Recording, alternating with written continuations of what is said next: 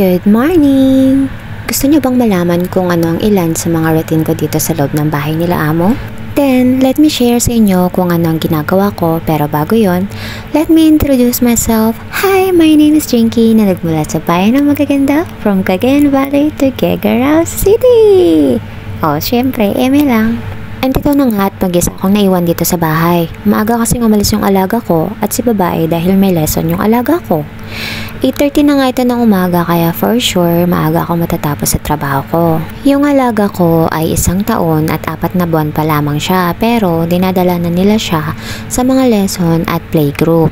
So inuna ko na nga dito sa kusina para hugasan yung mga ginamit ko sa pagluluto ng almusal ng alaga ko. And dito nga tayo sa topic for today. Ito nga at isi-share ko sa inyo kung ano ang ilan sa mga yon. Kagaya ng sa umaga, bandang alas 7 ay inilalabas na nila yung alaga ko sa sala para mapainom ko siya ng gatas. Sa umaga ay magkasundo pa kami ng alaga ko at pagkatapos naman niyang uminom ng gatas ay hinahayaan ko siyang maglaro sa playpen niya at saka ako nagpe-prepare ng lulutuin ko. Magluluto kasi ako ng almusal niya.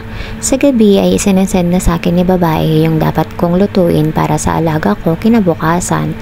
Madalas nga ipinaghihirapan kong lutuin yung pagkain niya pero ang ending, lalaruin or ihuhulog lang niya. Diyos ko, ihuhulog lang niya sa sahig, itatapon niya kapag ayaw niya. May stress ako Kung ako nga lang ang masusunod ay lulutuin ko kung ano lang yung gusto ng alaga ko. Syempre, alam ko na kung ano yung mga gusto niya.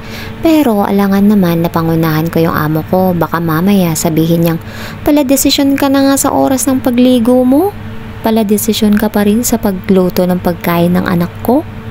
Charot! Syempre, hindi naman niya sasabihin yon. So ayun nga, kagaya ngayon ay tapos nang mag-almusal yung alaga ko at binilinan ako ni babae na lalabas nga raw sila bandang 8:30.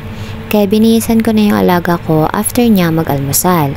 At nung nakaalis na nga sila, ay inuna ko ng ayusin sa kusina at dito naman sa sala ay eto at nagliligpit ako at nag-aayos ng mga kalat. Kung sa trabaho lang sa loob ng bahay ay hindi naman ako nahihirapan dahil mas gusto nila na mag-focus ako sa anak nila. Alam nyo ba na sa dami ng laruan at libro ng alaga ko ay hindi na niya alam kung ano yung uunahin niya, kung libro ba or laruan or kung anong laruan ba ang gusto niyang laruin.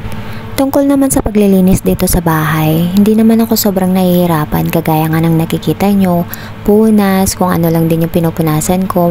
Tinatanggal ko lang yung mga alikabok kasi nga kabilin-bilinan ni babae na punasan ko dahil nga naglalakad na yung anak niya, baka daw mahawakan ng anak niya at isobo daw yung kamay. Sa mga oras na ito nga ay alas 10 na kaya binibilisan ko ng tapusin yung trabaho ko dahil kailangan ko pang i-prepare yung lulutuin kong pagkain ng alaga ko para sa tanghali dahil siguradong mamayang alas 11 ay nandito na silang mag-ina. Kapag ganito ngang maagang natatapos yung trabaho ko ay gustong gusto ko, syempre mahaba-haba din yung pahinga ko mamaya habang natutulog yung alaga ko. Masyado nang mahaba yung kwento ko, hanggang dito na lang muna. Bye!